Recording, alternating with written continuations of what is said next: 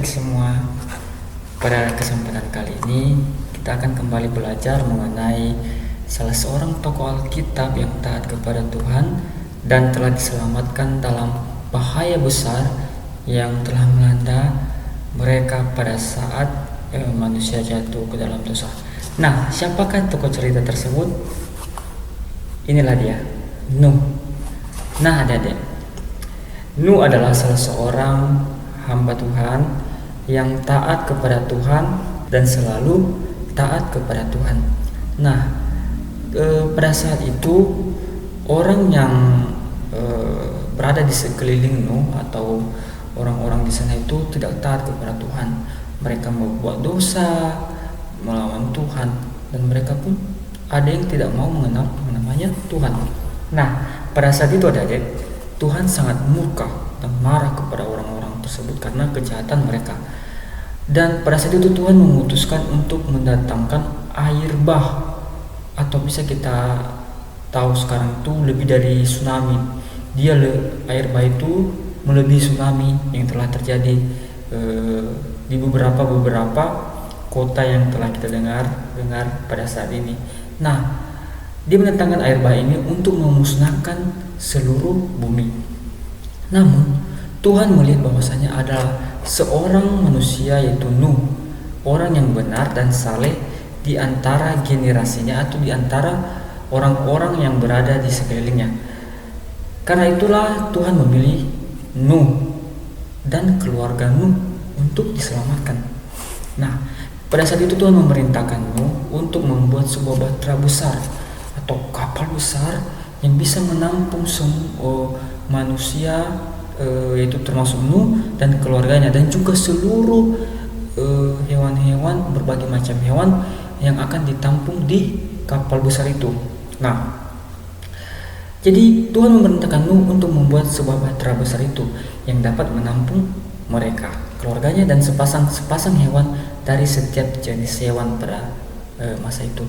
Jadi Nuh dengan taat dia mengikuti perintah Tuhan tanpa melawan Tuhan. Dia membangun bahtera sesuai dengan petunjuk yang diberikan Tuhan. Nah, pada saat itu Nuh, di saat dia membangun bahtera itu bersama keluarganya, orang-orang pada mengejeknya. Mereka kira bahwasanya Nuh itu sedang gila. Dia membangun sebuah kapal yang besar, padahal tidak ada tanda-tanda bahwasanya akan adanya bencana yang akan menimpa mereka. Mereka seakan-akan mengolok-olok Nuh bahwasanya Nuh itu sedang tidak baik-baik saja atau sedang dalam keadaan tidak normal. Nah, pada saat itu Nuh tidak mendengarkan orang-orang tersebut. Dia hanya mendengarkan perintah Tuhan. Nah, lanjut kemudian setelah bahtera selesai dibangun, maka Tuhan pun mendatangkan air bah yang meliputi seluruh bumi selama 40 hari dan 40 malam. Nah, lama juga ya adik-adik. Itu sudah sangat lama sekali. Kalau kita berada di posisi tersebut, mungkin kita nggak sanggup dan nggak kuat. Nah, semua makhluk hidup di luar bahtera pun yang tidak masuk ke dalam bahtera mati, kecuali Nuh, keluarganya, dan hewan-hewan yang ada di dalam bahtera tersebut. Nah, jadi air bah itu terus surut selama berbulan-bulan adik-adik.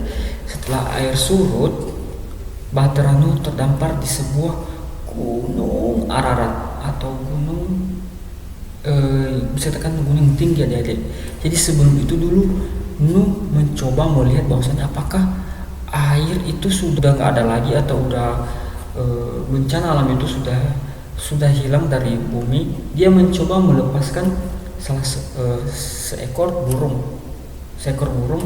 untuk mencoba bahwasanya kalau burung itu nanti balik lagi ke sini berarti tanda-tandanya masih ada air.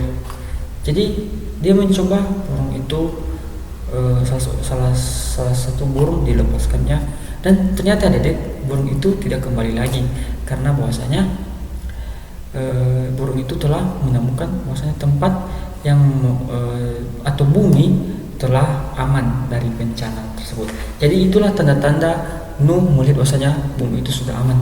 Jadi setelah keluar dari bahtera, Nuh pun membangun sebuah mesbah atau bisa dikatakan tempat ibadah dan mempersembahkan korban kepada Tuhan sebagai rasa syukurnya bahwasanya Tuhan telah menolong dan melindungi keluarganya dan serta makhluk-makhluk hidup yang lainnya. Jadi setelah itu Tuhan pun membuat perjanjian dengan Nuh bahwasanya Dia tidak akan lagi mendatangkan air bah untuk memusnahkan bumi. Sebagai tanda perjanjiannya, Tuhan menciptakan pelangi di langit. Nah, jika adik-adik melihat pelangi, berarti itu adalah tanda-tanda bahwasanya perjanjian Tuhan kepada Nuh, atau bisa dikatakan perjanjian Tuhan kepada kita bahwasanya Dia tidak akan mendatangkan air bah seperti pada saat zaman Nuh. Nah, pelajaran apa yang kita bisa ambil dari kisah Nuh tersebut?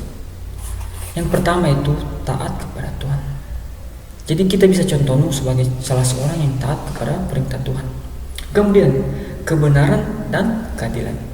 Nuh juga adalah orang yang benar di mata Tuhan. Dia tidak mau melakukan dosa sehingga dia layak untuk diselamatkan. Jadi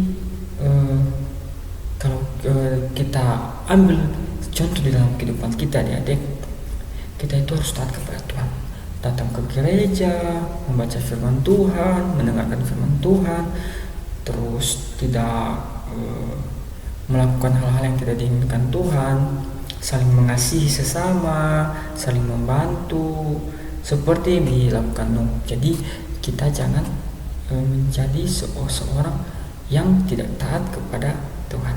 Nah, adik-adik, mungkin itu saja yang bisa Bapak sampaikan. Semoga dari materi ini bisa kita belajar bahwasanya kita itu harus seperti Nuh yang taat kepada Tuhan.